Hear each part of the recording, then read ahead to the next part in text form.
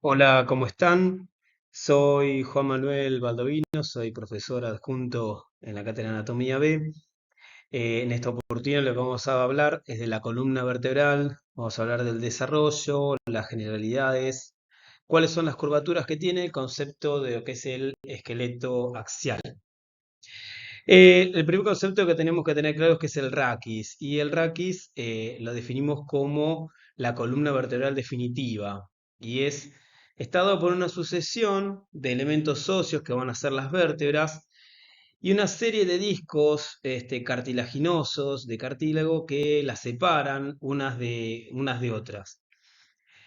El raquis en sí sirve de sostén para el cuerpo, tiene unión con la cabeza, con el tórax, con las cinturas escapulares y con la cintura pélvica. Y de esa manera es el centro, digamos, axial de nuestro cuerpo. Tiene otra función muy importante que es proteger la médula espinal. La médula espinal es una parte de nuestro sistema nervioso central. A partir de ahí saldrán los nervios que en cada segmento van a ir a buscar los músculos correspondientes o la inervación sensitiva correspondiente. Sirve de palanca para movimientos también, porque a partir de ahí vamos a tener inserciones musculares a todo lo largo del raquis, que van a permitir movimientos tanto de la musculatura axial, es decir, la musculatura más centrada al eje vertical, sino también puntos de anclaje para músculos, por ejemplo, de los miembros. En cuanto al desarrollo de cómo se va formando nuestra columna, lo primero que tenemos que ver en la embriología es que nosotros somos a partir de un disco trilaminar, de lo que es el ectodermo, el endodermo y el mesodermo. Acá tenemos el plegamiento embrionario. Y de estos sectores, lo primero que va a aparecer es la notocorda.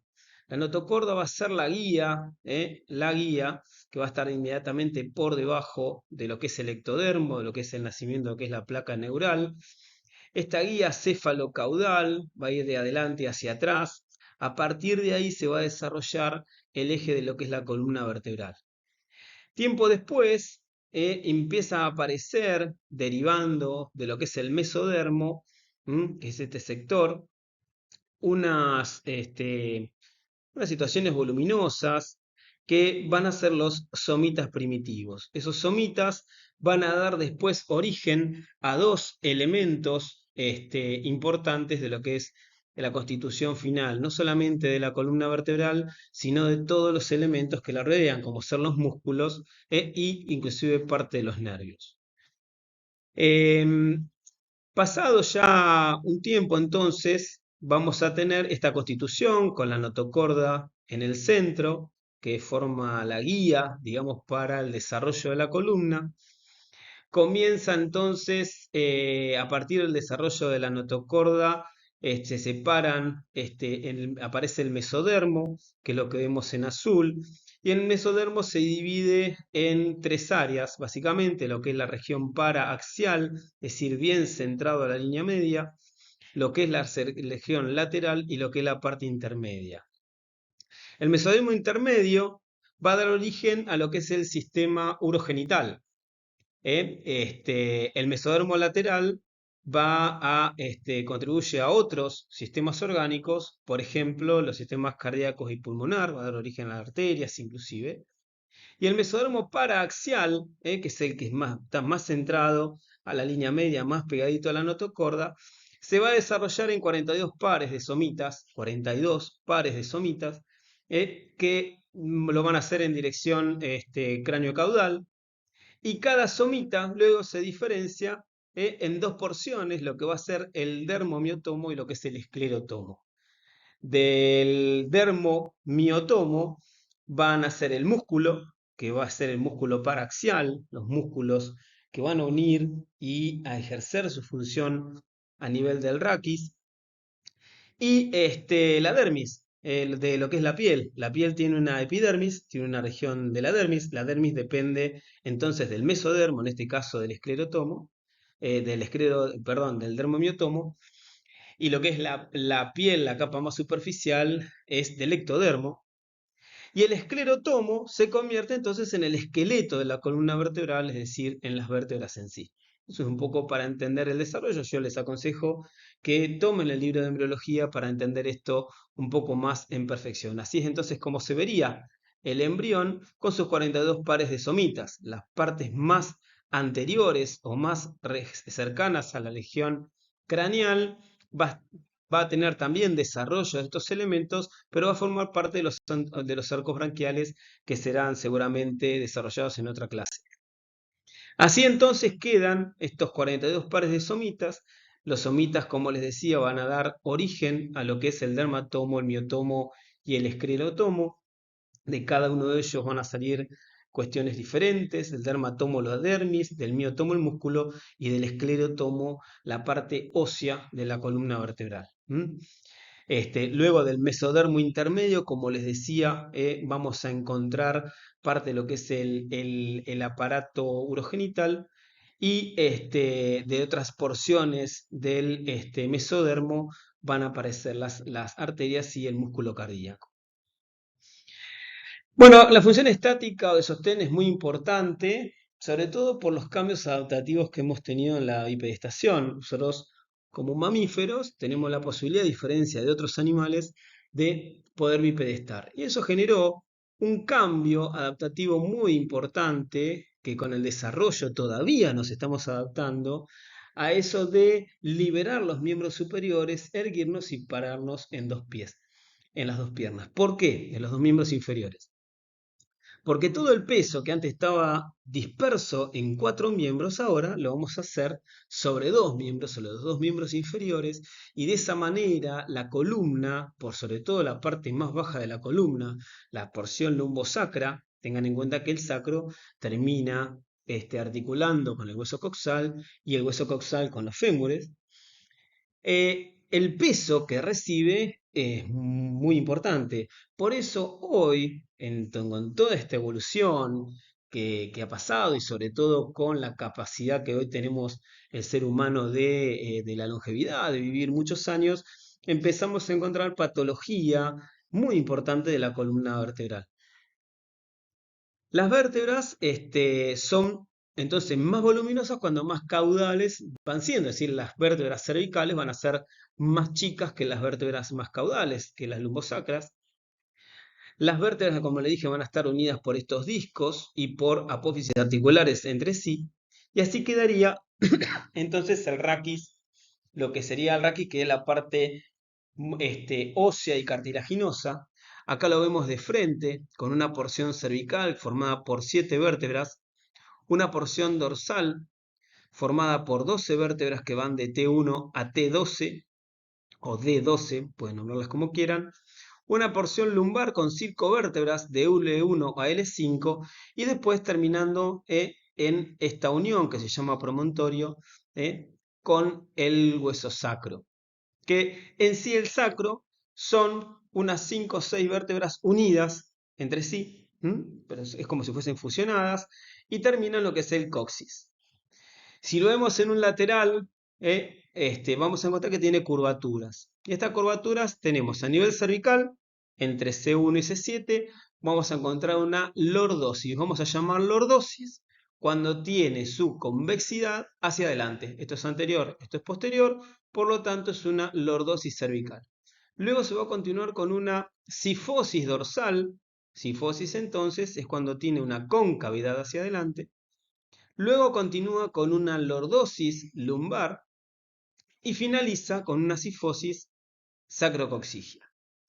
Mantener estas curvaturas es muy importante porque las curvaturas dan primero espacio. Por ejemplo, en este sector vamos a encontrar por adelante el tórax y parte del abdomen. Es decir, que me dan más espacio, más volumen, por ejemplo, para contener el tórax. En segundo lugar, que tener esta disposición con estas curvaturas permite no solamente mantener la flexibilidad, sino la amortiguación. Permite amortiguar mucho más los movimientos, sobre todo el peso del cuerpo, de los miembros superiores e inferiores, cómo va impactando en los distintos niveles del raquis. En el plano anteroposterior, si nosotros tuviésemos una alteración de la curvatura, hablamos de las escoliosis. Si esto estuviese alterado, escoliosis. Hay siempre en la región dorsal una discreta tendencia escoliótica hacia la derecha, completamente normal, que uno la simula por lo que es la silueta cardíaca que genera cierto empuje, entonces la columna puede estar un poquitito a nivel dorsal, con una pequeña inclinación hacia el lado derecho, que a veces es imperceptible, pero ya cuando el ángulo es muy importante, podemos hablar de una escoliosis verdadera. Cuando la vemos de atrás, vamos a encontrar los distintos elementos de las vértebras, pero ya visto desde la región posterior. Entonces es importante reconocer las, las curvaturas de la columna en toda su extensión. Las vértebras tienen distintos elementos. Esto es una clase que va a venir después, una clase exclusivamente de lo que son las vértebras en sí. Estas son vértebras cervicales, muy fácil de reconocerlas porque tienen los agujeros vertebrales, por acá pasan la arteria vertebral, pero los elementos básicos de una vértebra es que tenga el cuerpo, que tenga las apófisis articulares, que tenga las láminas, que tenga los pedículos a este nivel, y las espinas, por la espina posterior. Esta es una vértebra dorsal, ya no tiene agujero vertebral, tiene un cuerpo un poquito más voluminoso, un conducto raquídeo que es triangular, como lo ven acá, o medio redondeado inclusive, los pedículos, las apófisis articulares, las apófisis transversas y la apófisis espinosa. Esta es una vértebra dorsal vista de perfil, tiene una carilla articular, como ven acá, y una hemicarilla para lo que es la costilla. Cada vez que vean esto, las únicas vértebras que articulan con la costilla son las dorsales, entonces es una vértebra dorsal con una espina voluminosa. Esta ya es una vértebra dorsal muy baja, ¿está bien? Tiene una superficie articular acá todavía para una costilla. Entonces, por ahí no hay que terminar de confundirla con que esta sea una vértebra lumbar, porque tiene una articulación para una costilla.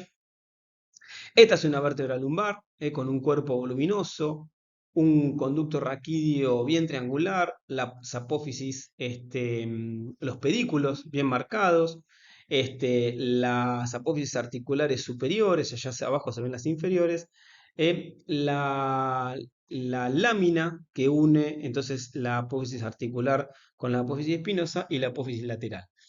Acá, básicamente, me gustaría recordarles que las vértebras las podemos dividir en una vértebra anterior, que básicamente es el cuerpo, y del pedículo para atrás lo que llamamos la vértebra posterior, que incluye las apófisis articulares y las apófisis espinosas y las láminas.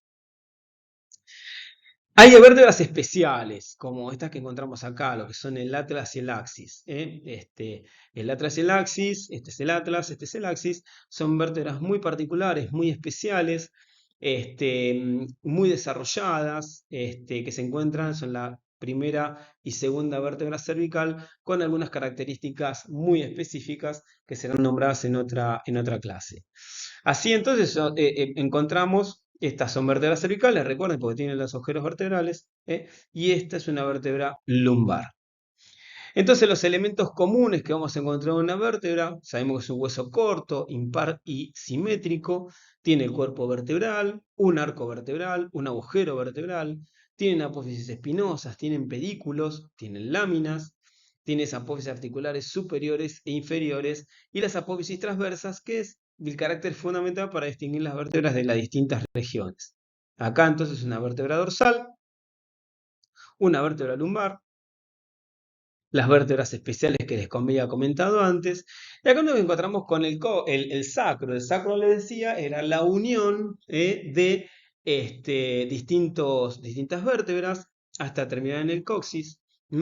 Inclusive estos que serían los agujeros de conjunción, estos serían los cuerpos, esas líneas que vemos acá serían los cartílagos interarticulares. Cuando lo vemos de atrás, tenemos las apófisis espinosas. Estas serían las láminas que están fusionadas, ¿está bien? Y estas son las apófisis articulares, como les decía, fusionadas. Y el orificio por donde va a salir el nervio raquídeo, lo mismo que pasa con el agujero de conjunción en el resto de la columna. Nuevamente, recordar las curvaturas. Recordar, cuartas vértebras forman parte de la columna cervical, que son 7, de la dorsal, que son 12, de la lumbar, que son 5, y las sacrocoxígeas, ¿eh? Y lo que es la lordosis cervical, la sífosis dorsal, la lordosis lumbar y la sifosis sacrocoxígea. Esto, como les decía, se debe mantener. Es común, por ejemplo, hoy en día encontrar una rectificación de la columna cervical. Eso sería generalmente en los pacientes que tienen contractura muscular cervical muy importante. Es algo que mandamos a estudiar nosotros cuando sospechamos esa contractura muscular. La columna se rectifica y empieza a generar una alteración por tratarse justamente el raquis del esqueleto axial y tener inserción de un montón de músculos en la zona. Empieza a generar tensión en posturas, en distintas órganos musculares, que pueden inclusive generar un dolor distal a la columna cervical. Acá vemos una columna cervical articulada, con las apófisis articulares, los cuerpos vertebrales, encontramos las apófisis espinosas detrás. Esta es la segunda vértebra cervical, es decir, el axis con su diente, y cómo mantiene entonces la lordosis cervical. En una placa, una radiografía convencional, fíjense cómo se mantiene esa lordosis cervical. Esto es anterior, esto es posterior, y encontramos exactamente los mismos elementos. Este es el atlas, este es el axis con el diente aquí arriba, articulando con, con el atlas, con el arco anterior del atlas. C2, C3, C4, C5, C6, C7, ya aquí abajo vamos a ver la primera vértebra torácica. Fíjense cómo se mantiene esa lordosis cervical que nosotros siempre buscamos que esté presente. Entonces, cómo articula la columna cervical, cómo articula entonces el atlas con el axis a nivel del diente, cómo articulan entre sí las vértebras por medio de sus, las vértebras cervicales por medio de sus apófisis articulares. Esta es una radiografía transoral, nos permite ver en el fondo el diente de la apófisis odontoides del axis y las masas laterales del atlas. Acá se ve perfectamente bien. Es una radiografía transoral que hacemos con la boca abierta para ver si no hay fracturas a este nivel en el cuello, generalmente de la apófisis odontoides, lo que se llama fractura del ahorcado, que es cuando se dan por colgamiento, ¿no? En los intentos generalmente de autoeliminación. Les recuerdo que la columna vertebral está unida por medio de las costillas, sobre todo no, únicamente a nivel de la columna dorsal, con las costillas formando parte del esqueleto del tórax. Entonces, esto es también muy importante darse cuenta que la columna lumbar no tiene articulación alguna con ninguna costilla. Entonces empezamos a contar, esta es la quinta vértebra lumbar, cuarta, tercera, segunda, primera, y esta es la 12ª vértebra dorsal, la cual tiene una costilla única que generalmente no forma parte de lo que es la parrilla costal en sí, sino que son flotantes. Las últimas dos pueden ser flotantes, como se ve en esta imagen de Netter. Vemos la articulación de la columna lumbar con el sacro, y el sacro cómo termina articulando con el hueso coxal, y con los fémures, ¿no? Entonces acá es donde vemos como todo el peso del cuerpo termina recayendo en esta zona. Y bueno, de ahí viene que en los pacientes añosos es un lugar donde encontramos una de las patologías más frecuentes del anciano, que es la espondiloartrosis. Es decir, la artrosis degenerativa de la columna lumbar. La artrosis es un proceso normal de envejecimiento de nuestro cuerpo, de las articulaciones. Es normal la artrosis, cuando no es patológica. Es patológica cuando es mucha y empieza a generar alteraciones. Pero encontrar la artrosis empieza inclusive después de los 35 o 40 años. ¿Está bien? Así que es algo muy frecuente. Todos, después de cierta edad, tenemos algún grado de artrosis. El tema es que ese desarrollo de proceso artrósico, donde se forma nuevo hueso, un hueso anárquico que puede comprimir estructuras, genere algún tipo de alteración. Cuando genera alguna alteración, generalmente en este lugar, en esta zona, en la zona lumbar baja, es el lugar donde más se afecta. Por eso acá tenemos las famosas hernias de disco, podemos encontrar procesos artrósicos que comprometan las emergencias del nervio raquídeo a nivel del agujero de conjunción, genera una compresión con lo que son las lumbociotalgias y demás. Otro muy importante es la articulación sacroiliaca, ¿eh? También es un lugar donde el proceso artrósico se ve mucho, la sacroileitis genera mucho dolor, es bastante frecuente, y ni hablar después cómo las caderas se afectan. Ustedes lo reconocerán en los adultos mayores o ancianos que puedan tener en la familia, que cuántos hay que se fracturan las caderas, que tienen osteoporosis y demás. Bueno, tiene todo que ver con este cambio importante que tenemos en nuestra evolución, que fue adoptar la bipedestación. Acá lo que encontramos es una columna dorsal vista de atrás con la articulación de las costillas, cómo llegan hacia ella. ¿Mm? Esto es columna lumbar desde atrás, cómo articulan las masas articulares de una vértebra lumbar. Esto es un perfil también de una vértebra lumbar y las radiografías, ¿no? Cómo encontramos estos elementos y vemos cómo mantenemos acá la lordosis lumbar y luego aparece la sifosis sacrocoxígea.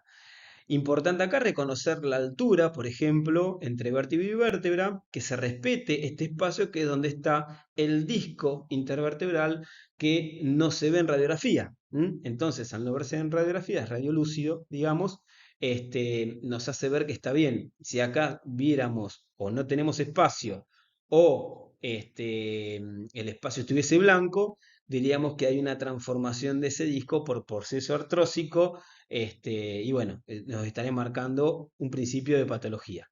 Esto que se ve acá son los agujeros de conjunción por donde va a emerger el nervio raquídeo. Este es un frente, encontramos el sacro, encontramos las vértebras lumbares, fíjense y vamos a contar, entonces hicimos este es L5, L4, L3, L2, L1 y esta es de 12 ya con un pedacito de costilla, de la última costilla.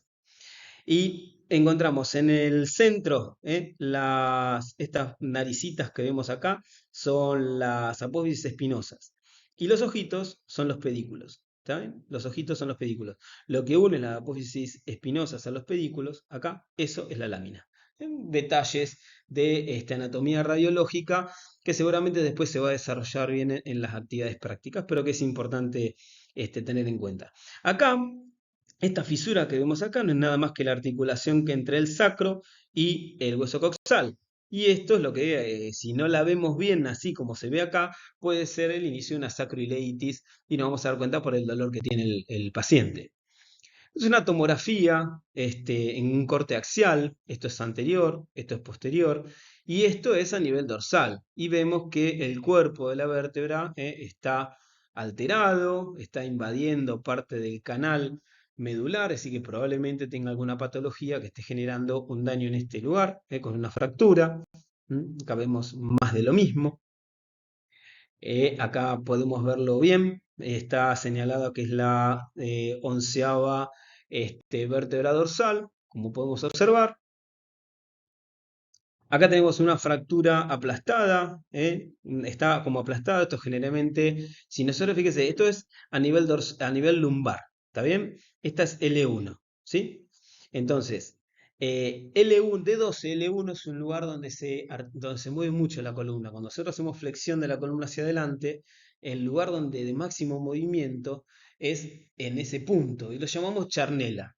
La charnela dorsolumbar es entre D12 y L1. Como es el lugar de máximo movimiento, ante una flexión brusca, por ejemplo, un choque frontal que hace que flexionemos bruscamente nuestro cuerpo hacia adelante, y si tenemos osteoporosis puede generar esta fractura de charnela que le decimos, o fractura de L1, se puede fracturar de 12 también, aplastada hacia adelante, y acá se ve perfectamente bien esa fractura, acá con un poquitito de aumento. Esto se resuelve fácilmente, por suerte. Encontramos lo mismo, pero bueno, en una vista de perfil, en una vista de frente. Acá encontramos la fractura en la tomografía para verla bien. Esto ya es un poco bastante más grave, digamos. Esto es columna cervical, esta es la segunda, fíjense que tiene apófisis odontoides, entonces C2, C3, C4, esto es anterior, esto es posterior, vemos el canal medular, este estudio es una resonancia, vemos la médula espinal y cómo tenemos una fractura con una luxación hacia adelante de las primeras cuatro vértebras, 2, 3, 4, 5, las primeras cinco vértebras con respecto a la sexta, y cómo eso comprime este conducto raquídeo y lamentablemente genera un daño en la médula espinal. Más adelante vamos a saber reconocer qué tipo, sobre todo cuando pasemos por la parte del sistema nervioso, qué tipo de alteración funcional nos puede generar esto, que realmente es una situación grave. Más estudios de tomografía. Fíjense que como tiene los agujeros vertebrales, esto es a nivel de la columna cervical. Hay una fractura y una luxación hacia adelante, en este punto. Esto es a nivel lumbar, una fractura, pero también con una luxación hacia adelante. Se pierde esa lordosis que tenemos que tener lumbar. Esto es tomografía. Y vemos como está como apolillado esa parte de la vértebra lumbar. Bueno, esto es una metástasis, es una lesión tumoral. Y acá la vemos bien. Fíjense que esto es un perfil, esto es en resonancia, esto es anterior, esto es posterior, y esta es la quinta lumbar. La cuarta, en la tercera vértebra lumbar, vemos que la vértebra está mal, así que hay un proceso ahí seguramente maligno, probablemente sea una metástasis de una lesión tumoral también. Pero fíjense cómo en este caso se mantiene la lordosis. Esto genera mucho dolor. La columna se puede operar, se puede fijar, requiere muchas veces cuando hay procesos artrósicos y necesitamos operarla y demás, queda inestable y una inestabilidad de la columna puede generar un daño de la médula, entonces se estabiliza y esa estabilidad la ganamos con estos materiales que se implantan, que son barras y tornillos que entran a través de los pedículos para fijarse en el cuerpo de la vértebra. Y fíjese cómo nosotros le damos ya esa forma lordótica a las barras, esto se puede moldear lógicamente, para que mantenga esa forma la columna, porque es la forma anatómica que debe tener para un buen funcionamiento de todo el raquis. Acá encontramos cómo ingresan las barras y los tornillos. Esto es una cirugía en vivo. Esto que vimos acá en el centro son las apófisis espinosas. Acá están seccionadas, se sacan las láminas de las apófisis espinosas para abordar la zona y se ponen los tornillos transpediculares y se sostienen con esa barra que vemos a cada costado. Y de ahí ya se finaliza la cirugía y es una columna fijada que no va a perder su estabilidad.